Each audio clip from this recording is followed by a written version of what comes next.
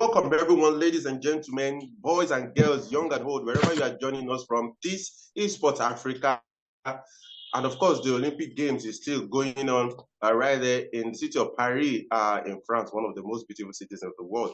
My name remains Asha Luluwafemi. James Agberibi is here. Last time, James wasn't here. I wouldn't know whether he sneaked out to Paris to go catch some glimpse of what is happening right there, but he's here today.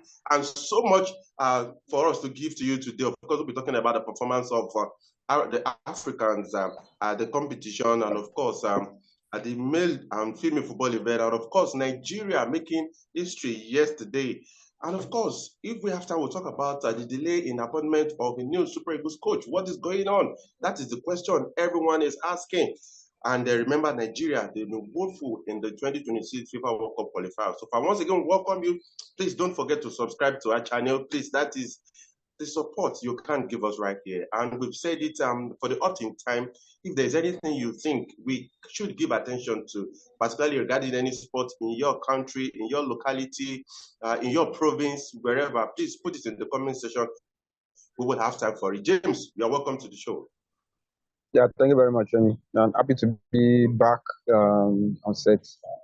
You need to tell us where you went last week. Was it Paris, so that we'll know? No, I'm right in Nigeria.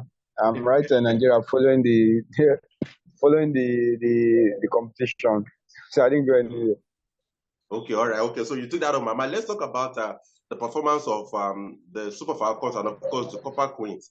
I don't know whether I should say there is this feeling of a disappointment, James, because the expectation was so high, particularly about or regarding how well the both of them performed at the last FIFA World Cup in Australia and New Zealand. They both lost all their 3 group games. What is your impression, James? Yeah, sad one because going into the Olympic football event, the expectations were high. Remember the last World Cup, the 2 teams won at least a game. And going into this Olympic, there was this belief that they are going to build onto what they did at the last World Cup, but unfortunately, they lost all their games. It was a contrasting and fortune for the 2 teams. I don't know if that's the right thing to call it, because if you check out the Super Falcons, in terms of defense, they had very good goalkeeper, they have very good defense, and good midfield, but they don't score goals. In the case of the Zambians, they have very potent forwards, in Banda and Kundanaji, but from their midfield down to the defense and to the goalkeeper, it was shambolic. So I don't think so. There was a comment I read somewhere where a Zambian was saying he wished they have the kind of defense and a goalkeeper the Super Falcons had, while the Nigerian now replied him that he wished the Super Falcons had their own strike force. So that was it. It's sad that they were not able to get out of the group. Fine, you say the Super Falcons, they had some injury issues. Some of their key players like Ashley Prompter was not there. Alima Tainde was also not there. Alima Tainde was not there, so, and a lot of the players never lived up to expectations, for the top group, no doubt. But I think in their first 2 games, they tried to show that they can compete. But I mean, when you play in a football game and you hardly create chances, you're just defending throughout. I mean, you're going to cave in, and that's what happened. Okay. So let's just hope that they will have learned 1 or 2 lessons from this competition. So let's see how they're going to do it from here. Okay. And James, at the last World Cup, we thought that the gash or the gap in women's football in Africa and the other parts of the world is actually bridging, coming closer.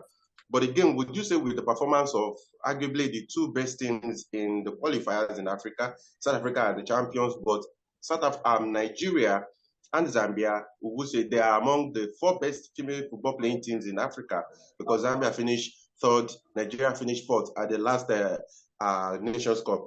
Now, would you say the gap is actually widening, or would you say that it was just a fantasy that we thought that the gap is actually closing with what we saw at the last World Cup? No, there's no gap that is closed. It's still wide. The last World Cup, I think we just failed to build on it. Expectations were high, like I said earlier. We thought, okay, with what they did at the last World Cup, that was the Super Falcons and Zambia, we thought, okay, the Olympic would be a good opportunity for them to show to everybody that what they did at the last World Cup was no fluke. But I mean, they just fell by the wayside, crashed out in the group stage. So the gap is still there. It's just for them they still have a lot of catching up to do. They've showed that they can compete too. Zambia showed that they can score against anything. The Super Falcons show that they can hold their own. You're a very difficult side to break down, but the problem with them is they don't score goals. The Zambia team that score goals, you be rest assured that they're going to concede. They give, they give as they collect. So I mean the gap is still there. We still have a lot of things to prove. There's still the usual suspect: the Americans, the Germans, the Spaniards. And one funny thing there is the Spaniards, they started attending the World Cup. The last World Cup was their third appearance, and they became world champions. So sometimes it's not how far that you've been attending. Look at the Super Falcons; they've never missed an edition, but they've not gone beyond the quarterfinals. So we just show that we have a lot of talent, and it's not all that bad. There are still signs that we have teams from Africa who can match up, but like I said, we have a lot of work to do, and let's just hope that they use the Olympic performance to build and take the positives and build on it. Okay, like you said, I completely agree with you, James, that we have a lot of catching up to do. And I don't know why it has to be that we always have to be the one, to try to look up to what other parts of the world are doing. I don't know why we always do not take the leading position. Honestly, it's a question that I've asked myself 1,000 times, but there seems to be no answer. Okay, James, let's talk about the men. Of course, we thank God we have Morocco and Egypt in the semi-final. And coincidentally, these were the two teams that played the final of the under-23 AFCON, which was used as a qualifier for the Olympics. And Morocco, they'll be playing, you can't say they are neighbor, but on the other side of the continent, Spain. While Egypt, of course, Egypt will be playing the host nation, France. Let's start with Morocco, James. Any chance? We know that when it comes to youth football like this, Spain are always, they always have the edge. Do you think Morocco can actually do something against the Spaniards? I won't rule that out. Yeah, I won't rule that out, Femi. Remember the last World Cup, Morocco took out Spain. So I believe the players want to harp on that and believe that they can do it. So I know that they are like neighbors. Anytime they meet, it's always feisty, and I don't think Morocco will lie down and allow the Spanish side to roll over them. It's going to be a very, very tough contest. We also how they took out. Remember that they've defeated some quality teams. Defeated Argentina, defeated US. And look at the way they took out the Americans 4-0 in the quarterfinal game. So for me, to find going to the semi-finals, you might want to see the Spaniards. They will be favorites, but I'm not ruling out Morocco. I think they've come this far, and I don't think they want to just let it go like that. The last time an African team got to the semi-final was in Rio, in Brazil. The Nigerian under 23 team. That was the last time, and now we have two teams, and this is the first time ever that two African countries to get to the semi-finals. Yeah. It goes to show that there's something about Africa and the Olympic football, especially the men. For the men, there's always this. We always have this. Always doing well. The Nigerian team won it 96. Cameroon won it. Ghana won bronze in 1992. So we have history when it comes to the Olympics, and like I said, going into the game, Morocco, Spain the favorites, but who says Morocco cannot do something, cannot shock them? Okay. After Nigeria, nobody gave them a chance against Brazil in 96. Nobody gave Cameroon a chance against Brazil in 2000. So who said Morocco too cannot do the same thing? Okay. What about France versus Egypt? That is good. We saw France against Argentina in the quarterfinals. It was also a very feisty game, particularly how it ended. Then you saw some qualities in the French team, the likes of Alexander Lacazette, and the likes of them Michael Olise, then being coached by legendary Thierry Henry. Do you think Egypt will have a chance against the French team, James? Femi, I don't think the Egyptians would have loved to pair the host team at this stage, because it's going to be very tough for them, honestly. You're not going to play only the 11 players on the field. They're going to play against the host and even to an extent, even officiating, So they have their work cut out. They just have to go in there and try and cause an upset, But for me, I find it very difficult to see Egypt going past this French team, who have to dig deep against a very good Argentine side, So it's not as if one is totally ruling out Egypt in the contest, but I think the French team, having come this far, I don't think Egypt have enough to stop them. The last time the French team won Olympic gold was in Los Angeles '84.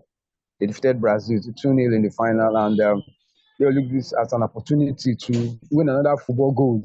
It's been Hmm. like that was like 40 years ago when they last won Olympic football gold, and which better way to do it, than doing it in front of your fans as a host, So Hmm. it's going to be a tough one for Egypt, The only Okay. thing that I feel can see them through is a miracle. For this French team, they are so loaded and very, very good.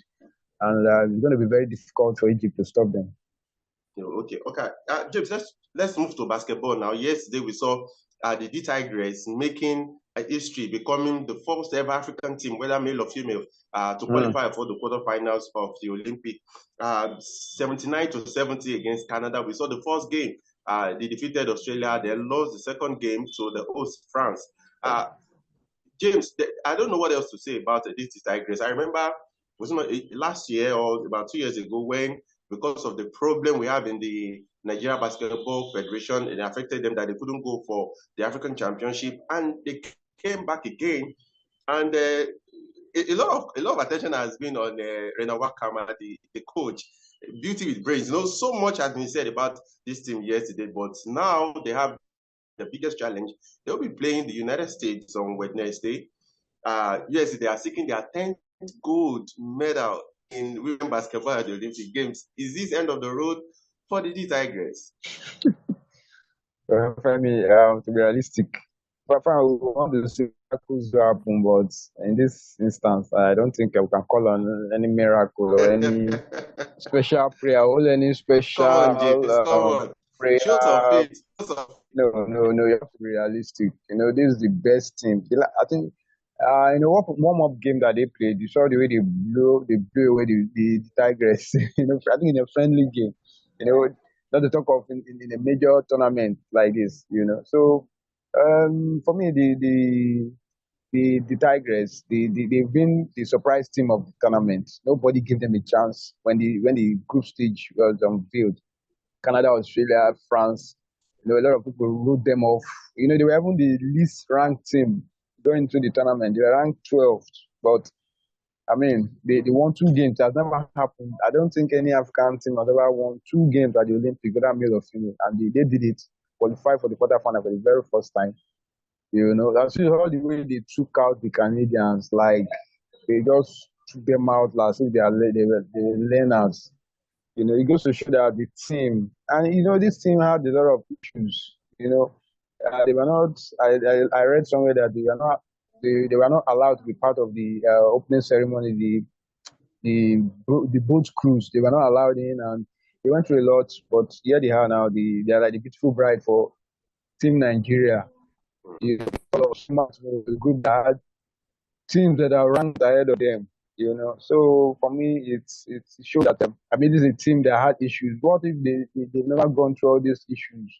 It's as they are just doing it um, out of love for the country. Team that had to get the best of preparations, but here they are now in the quarterfinals. Find a lot of people have given up that. I mean, even if they go out against the United States, I mean, there's no shame in it because they've shown that they can mix it up. They can do wonders if they get the right backing. I mean, look at the coach, a 32-year-old coach, not a foreign coach, a Nigerian-born coach. Doing wonders, beating of the best teams. I mean, what would have happened if they have the best? preparations and everything. It goes to show that there are talents in Nigeria. But I mean, for me, where Yeah. the issues always, where we always have the issues. The people who are supposed to Mm. do the right thing, they are the ones always dragging the effort of everybody. So for me, even if they go out for the finals, I mean, they've done well. They are one of the teams of the tournament, and um, so let's see how things pans out. I hope that they're not going to get blown away, But I believe that they're going to give a good account of themselves. But Yeah. let's just accept it that they've gotten to the to the final bus stop. James, you just simply told me that you do not believe in miracles, but I think the fact the Tigress, I should say, the D Tigress, and of course their coach Rena Wakama deserves their flowers this morning. And funny, James, Yeah, I saw some comments online. Some Nigerians were asking if she was single, and some were even saying, "What state of the country is she?" Nigerians there. Oh, okay, I think let's quickly take some profile of Rena Wakama. Of course, our first outing with Nigeria was at the last Afro Basket. 5 games played, 5 games won.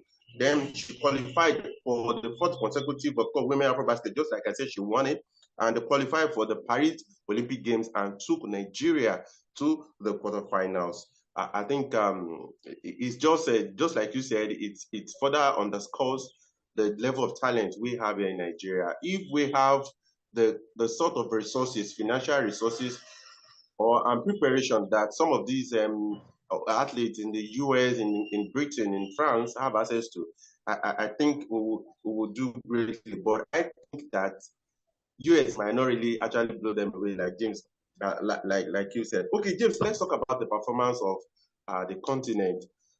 It's not it's the same old story. For instance, like Nigeria, they're the most populous black nation on the earth, most populous nation in Africa, and not even a bronze has been won yet. As at the medal table, as at this morning, Monday, the South Africa has 1 gold, 1 silver, and 2 bronze medals. They are 29th on the table. Algeria has one gold.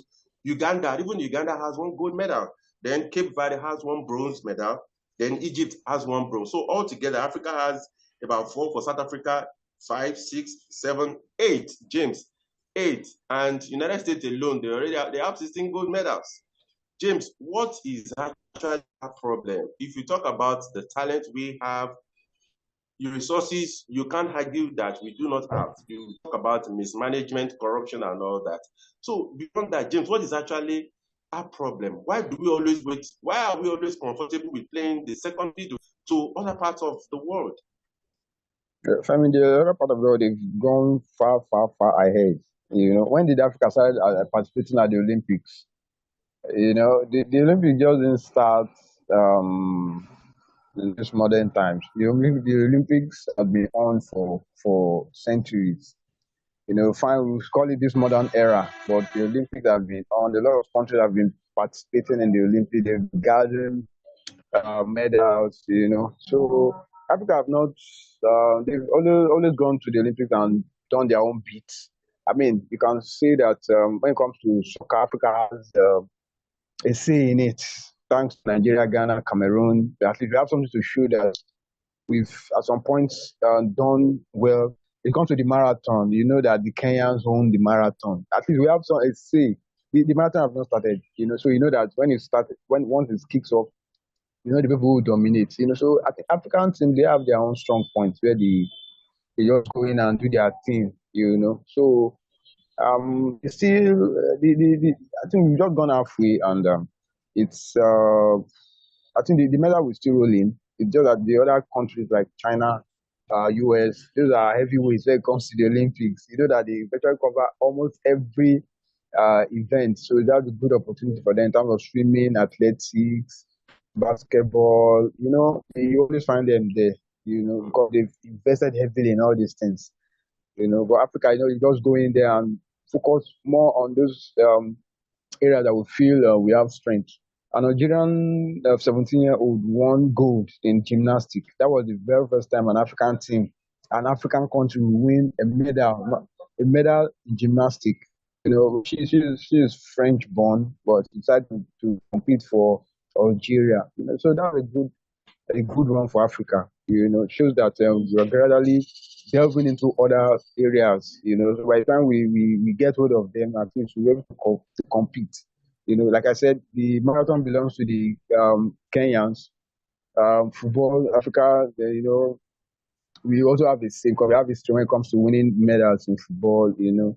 So every country have their own area of specialization. There are some countries who went with just one athlete. So we everybody cannot be equal. So that's the reflection we have when it comes to the medal table. You always know the usual suspects. So let's wait and see. The last Olympics, you have to get towards the end of the event before Nigeria won the bronze and the silver. So let's wait and see what happens. Still have wrestling, we still have weightlifting, and the release. So I believe the Nigeria and other African countries who are here to register their name on the medal table. Let's see what they can do. I believe that we've not seen the last of African teams winning medals in this ongoing Olympics. Our concern is just that if we have 54 countries on the continent, at least by now we should have been doing better. James, we have just 2 minutes. Let's quickly talk about the delay in appointment of a new coach for the Super Eagles. James, the 2025 AFCON qualifies just next month, September, and people have been asking questions. What is happening? Recently, NFF President Ibrahim Gusau said that very soon that the technical committee they already have a short list and they will be picking one from the list. James, what is going on? It was the same thing that happened before the 2026 World Cup qualified against South Africa and Benin Republic. This same scenario, this same tape is playing out again. What is going on in 1 minute, James? It just shows the seriousness of the NFF. I mean, with all that has been happening, and we expect them to have learned their lesson and just go for a push that they feel can just do the job. A country that is serious that wants the best, we just go for the best. But they always come just appointed a new coach, German coach. Maybe they felt that the other coach is not doing well. They just went for who they want. But in our own case, we have to draw a long list, start eliminating, and start draw committees where they will now have to decide if this one will be okay. And so the whole thing has just been so messy and it's sad. They just wait and they said in a matter of days they're going to, weeks, they're going to announce a new coach. Let's wait and see. It's not the new thing. We know how they operate. Let's just hope that they get a formidable, capable hand that will be able to lead the team. Okay, of course, Michelle Tao at the Olympics now. Michelle Tao, of course, of Lesotho, will be making a bow at the Olympics in Taekwondo. She's the only African representative going to the Olympics in Taekwondo, of course, and the first athlete from our country qualifying for Taekwondo at the Olympics in 20 years. So let's keep rooting for our African representatives in Paris. Thank you so much, James Agrebi, for your thoughts on the show today. Thank you. Yeah, thank you very much, Femi. See you next time. Yeah. And to you all, wherever you are watching from, we appreciate you so much for all the support. Please don't forget, do not just watch our videos. Please subscribe. That is the support that we humbly solicit from you. Thank you so much. We'll see you next time. I remain Asha Oluluwafen. Don't forget to keep rooting for our representatives, our athletes in Paris. Next time, we'll see you. Bye for now.